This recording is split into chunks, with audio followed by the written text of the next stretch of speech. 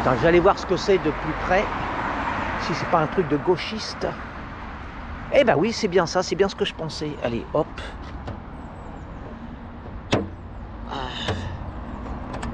Voilà, c'est bien ce que je pensais, c'était voilà, une pollution gauchiste.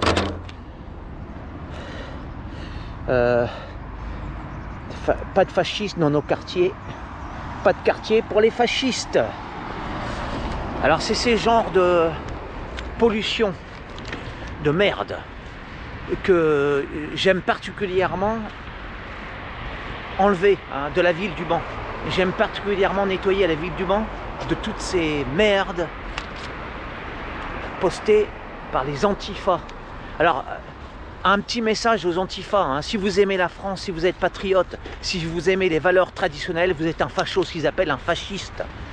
C'est un raccourci très stupide. C'est tellement évident que je n'ai même pas à fournir d'explications. C'est vous qui êtes des fascistes, c'est vous qui êtes des intolérants et qui êtes des délirants.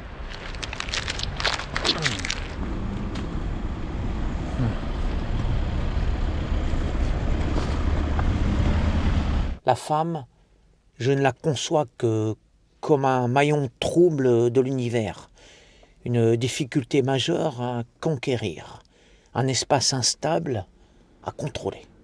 Mais aussi, et c'est sa gloire, comme un astre à faire orbiter autour de l'homme, ce mâle royaume qui le domine. Et en général, de par sa nature docile, elle se conforme à ce modèle souverain, dans la mesure où elle évolue dans une société saine et ordonnée.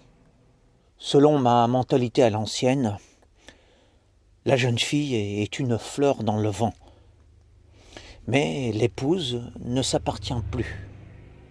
Elle est la propriété définitive et exclusive de celui qui l'aime, la chérit, la maîtrise, tantôt de ses mots tendres, tantôt de sa poigne de fer.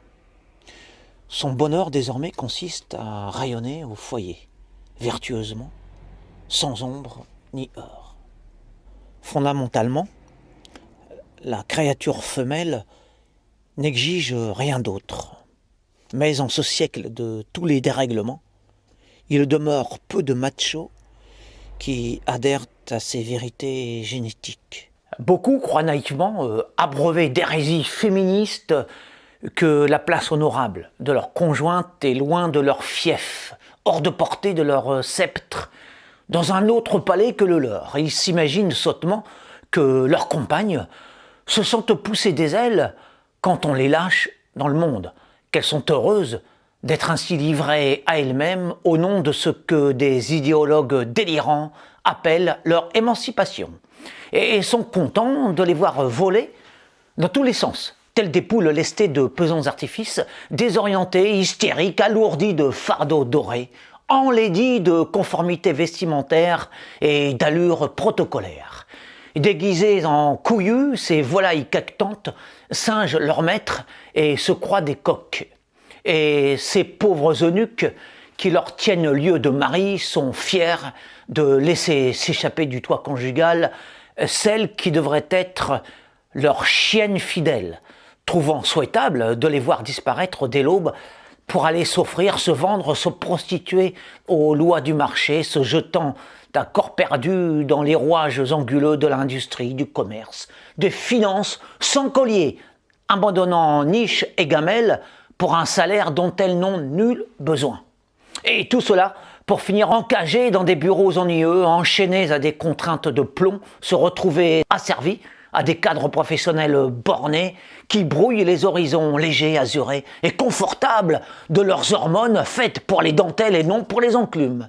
Afin de gagner leur prétendue liberté, elles s'aliènent à des causes économiques vulgaires, trop lourdes pour leur cervelle d'oiseau.